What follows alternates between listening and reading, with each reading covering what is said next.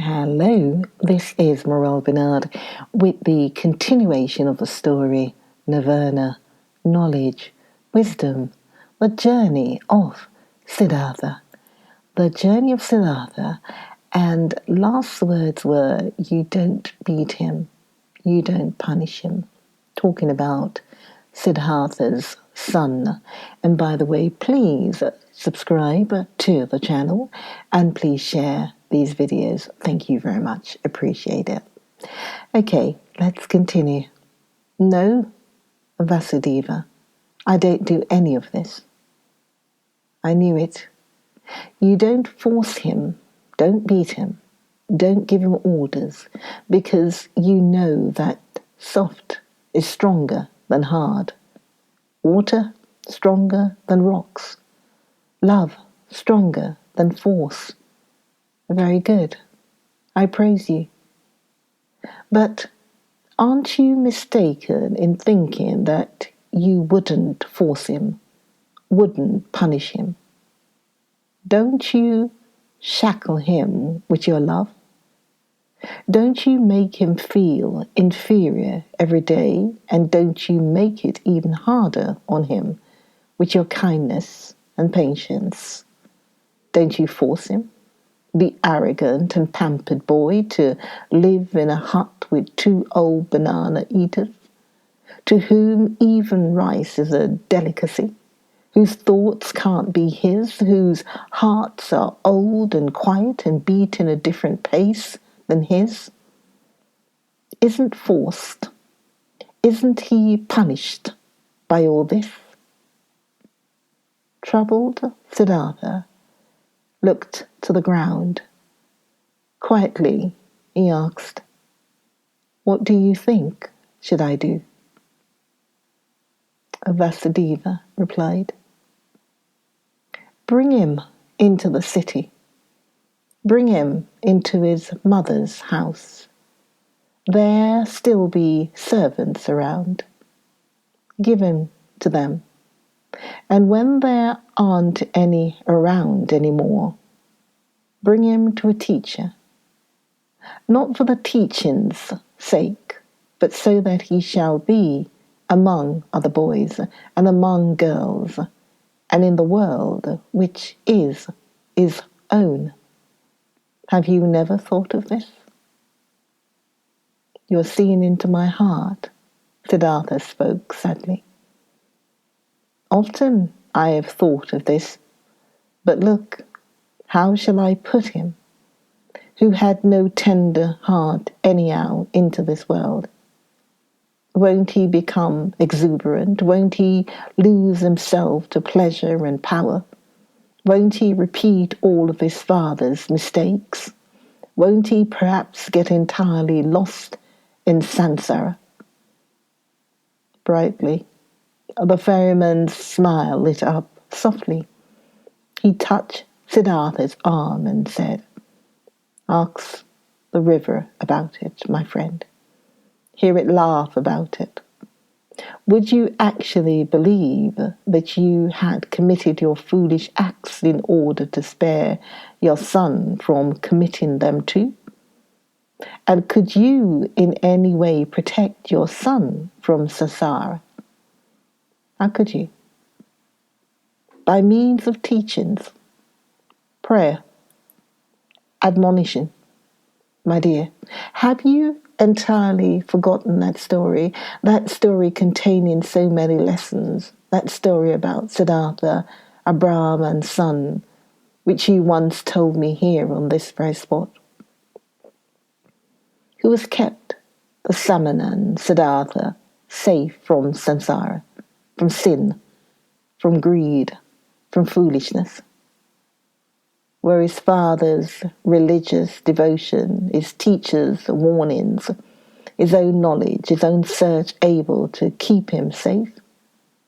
Which father, which teacher had been able to protect him from living his life for himself, from soiling himself with life, from burdening himself with guilt, from drinking the bitter drink for himself, from finding his path for himself?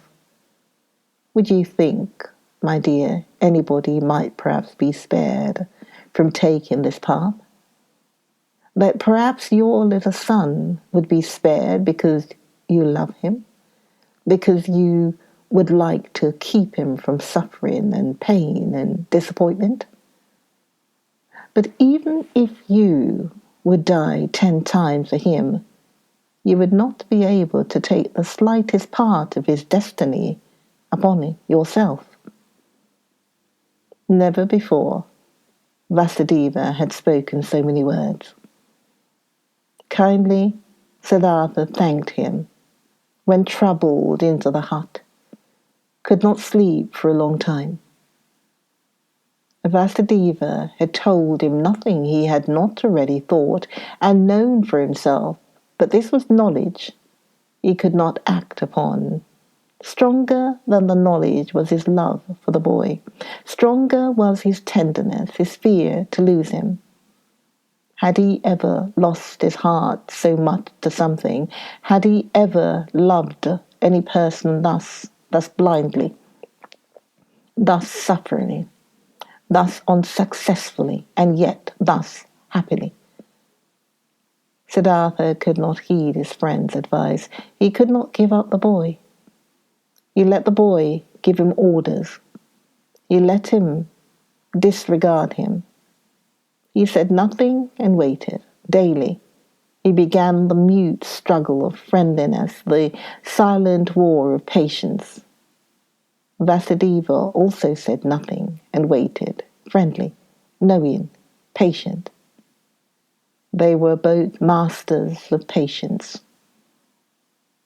At one time, when the boy's face reminded him very much of Kamala, Siddhartha suddenly had to think of a line which Kamala, a long time ago in the days of their youth, had once said to him. "You cannot love," she had said to him, and he had agreed with her and had compared himself with a star. While comparing the childlike people with falling leaves, and nevertheless, he had also sensed an accusation in that line. Indeed, he had never been able to lose or devote himself completely to another person, to forget himself, to commit foolish acts for the love of another person. Never he had been able to do this, and this was, as it had seemed to him at that time, the great distinction which set him apart from the childlike people. But now, since the son was here, now he, Siddhartha, had also become completely a childlike person, suffering for the sake of another person, loving another person, lost to a love, having become a fool on account of love.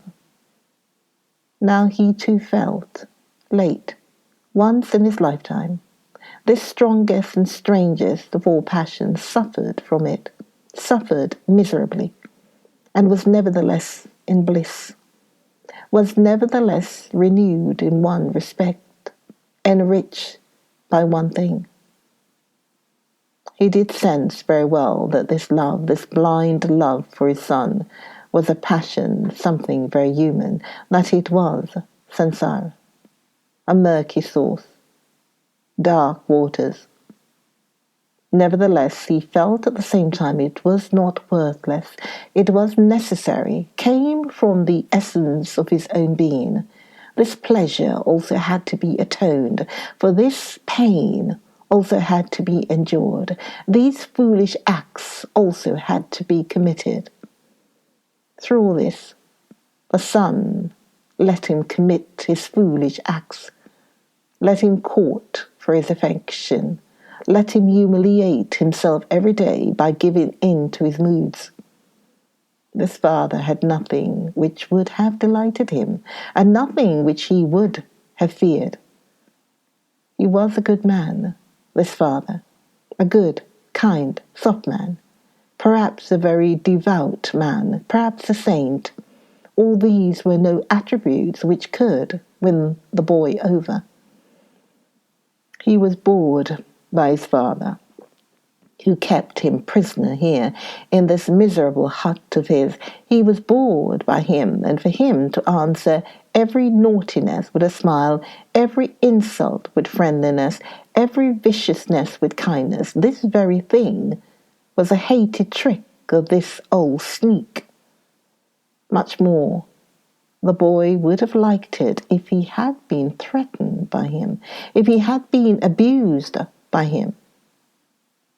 A day came when what young Siddhartha had on his mind came bursting forth, and he openly turned against his father. The latter had given him a task. He had told him to gather brushwood, but the boy did not leave the hut. In stubborn disobedience and rage, he stayed where he was, thumped on the ground with his feet, clenched his fist, and screamed in a powerful outburst his hatred and contempt into his father's face. "Get the brushwood for yourself," he shouted, foaming at the mouth. "I'm not your servant. I do know that you won't hit me. You don't dare. I do know that you constantly want to punish me and put me down with your religious devotion and your indulgence. You want me to become like you, just as devout, just as soft, just as wise. But I listen up just to make you suffer. I rather want to become a highway robber and murderer and go to hell than to become like you. I hate you. You're not my father. And if you've 10 times been my mother's fornicator..." Rage and grief boiled over in him, foamed at the father in 100 savage and evil words. Then the boy ran away, and only returned late at night. But the next morning he had disappeared. What had also disappeared was a small basket, woven out of bast of 2 colours, in which the ferryman kept those copper and silver coins which they received as a fare. The boat had also disappeared. Siddhartha saw it lying by the opposite bank. The boy had run away. "I must follow him," said Siddhartha, who had been shivering with grief since those ranting speeches the boy had made yesterday. "A child can't go through the forest all alone. He'll perish. We must build a raft, Vasudeva, to get over the water." "We will build a raft," said Vasudeva, "to get our boat back, which the boy has taken away. But him you shall let run along, my friend. He's no child any more. He knows how to get around. He's looking for the path to the city, and he's right. Don't forget that. He's doing what you've failed to do yourself. He's taking care of himself. He's taken his course. Alas, Siddhartha, I see you suffering, but you're suffering a pain at which one would like to laugh, at which you'll soon laugh for yourself." Siddhartha did not answer. He already held the axe in his hands and began to make a raft of bamboo, and Vasudeva helped him to tie the canes together with ropes of grass. Then they crossed over, drifted far off their course, pulled the raft upriver on the opposite bank. "Why did you take the axe along?" asked Siddhartha. Vasudeva said, "It might have been possible that the oar of our boat got lost." But Siddhartha knew what his friend was thinking. He thought the boy would have thrown away or broken the oar in order to get even and in order to keep them from following him. And in fact, there was no oar left in the boat. Vasudeva pointed to the bottom of the boat and looked at his friend with a smile, as if he wanted to say, "Don't you see what your son is trying to tell you? Don't you see that he doesn't want to be followed?" But he did not say these in words. He started making a new oar. But Siddhartha bid his farewell to look for the runaway. Vasudeva did not stop him. When Siddhartha had already been walking through the forest for a long time, the thought occurred to him that his search was useless. Either so he thought the boy was far ahead and had already reached the city, or if he should still be on his way, he would conceal himself from him, the pursuer. As he continued thinking, he also found that he, on his part, was not worried for his son, that he knew deep inside that he had never perished nor was in any danger in the forest. Nevertheless, he ran without stopping, no longer to save him, just to satisfy his desire, just to perhaps see him one more time, and he ran up to just outside of the city. When near the city, he reached a wide road. He stopped by the entrance of the beautiful pleasure garden which used to belong to Kamala, where he had seen her for the first time in her sedan chair.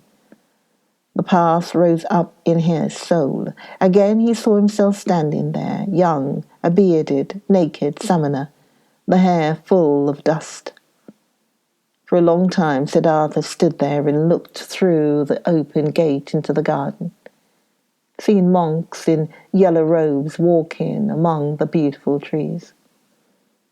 For a long time he stood there pondering, seeing images, listening to the story of his life. For a long time he stood there, looked at the monks, saw young Siddhartha in their place, saw young Kamala walking among the high trees. Clearly he saw himself being served food and drink by Kamala, receiving his first kiss from her, looking proudly and disdainfully back on his Brahmanness, beginning proudly and full of desire his worldly life. You saw Kamaswami, saw the servants, the orgies, the gamblers with the dice, the musicians, saw Kamala's songbird in the cage, lived through all this once again, breathed samsara, was once again old and tired, felt once again disgust, felt once again the wish to annihilate himself, was once again healed by the holy Om. After having been standing by the gate of the garden for a long time, Siddhartha realized that his desire was foolish, which had made him go up to this place, that he could not help his son, that he was not allowed to cling him.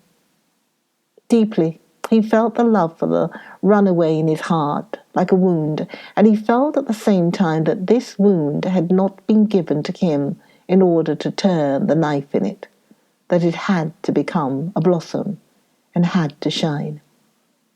That this wound did not blossom yet, did not shine yet at this hour, made him sad. Instead of the desired goal which had drawn him here, following the runaway son, there was now emptiness. Sadly he sat down, felt something dying in his heart, experienced emptiness, saw no joy anymore, no goal. He sat, lost in thought, and waited. This he had learned by the river, this one thing, waiting, having patience, listening attentively. And he sat and listened in the dust of the road, listened to his heart, beating, tiredly and sadly, waited for a voice. Many an hour he crouched, listening, saw no images anymore, fell into emptiness, let himself fall, without seeing a path. And when he felt the wound burning, he silently spoke the Om, filled himself with Om. The monks in the garden saw him, and since he crouched for many hours, and dust was gathering on his grey hair, one of them came to him and placed 2 bananas in front of him. The old man did not see him. From this petrified state he was awoken by a hand touching his shoulder. Instantly he recognized this touch, this tender bashful touch, and regained his senses. He roused and greeted Vasudeva, who had followed him. And when he looked into Vasudeva's friendly face, into the small wrinkles which were as if they were filled with nothing but his smile, into the happy eyes, then he smiled too. Now he saw the bananas lying in front of him, picked them up, gave one to the ferryman, ate the other, one himself. After this he silently went back into the forest with Vasudeva, returned home to the ferry. Neither one talked about what had happened today. Neither one mentioned the boy's name. Neither one spoke about him running away. Neither one spoke about the wound. In the hut, Siddhartha lay down on his bed, and when after a while Vasudeva came to him to offer him a bowl of coconut milk, he already found himself asleep. For a long time, the wound continued to burn. Many a traveller Siddhartha had to ferry across the river, who was accompanied by a daughter or a son, and he saw none of them without envying him, without thinking, so many thousands possess the sweetest of good fortunes. Why don't I? Even bad people, even thieves and robbers of children, and love them, and they are being loved by them all except me. Thus simply, thus without reason, he now thought, thus similar to the childlike people he had become. Differently than before, he now looked upon people, less smart, less proud, but instead warmer, more curious, more involved. When he ferried travellers of the ordinary kind, childlike people, businessmen, warriors, women, these people did not seem alien to him as they used to. He understood them. He understood and shared their life, which was not guided by thoughts and insight, but solely by urges and wishes. He felt like them. Though he was near perfection and was bearing his final wound, it still seemed to him as if those childlike people were his brothers. Their vanities, desires for possessions, and ridiculous aspects were no longer ridiculous to him, became understandable, became lovable, even became worthy of veneration to him. The blind love of a mother for her child, the stupid, blind pride of a conceited father for his only son, the blind, wild desire of a young, vain woman for jewellery, and admiring glances from men, all of these urges, all of this childish stuff, all of these simple, foolish, but immensely strong, strongly living, strongly prevailing urges and desires were now no childish notions for Siddhartha anymore. He saw people living for their sake, saw them achieving infinitely much for their sake, travelling, conducting wars, suffering infinitely much, bearing infinitely much, and he could love them for it. He saw life. That, what is life? The indestructible, the Brahman in each of their passions, each of their acts, worthy of love and admiration were these people in their blind loyalty, their blind strength and tenacity. Join me for the next video of Siddhartha, Nirvana. Join me for the next video of the journey of Siddhartha. I'll see you then. Morale Zane. Bye for now. Bye.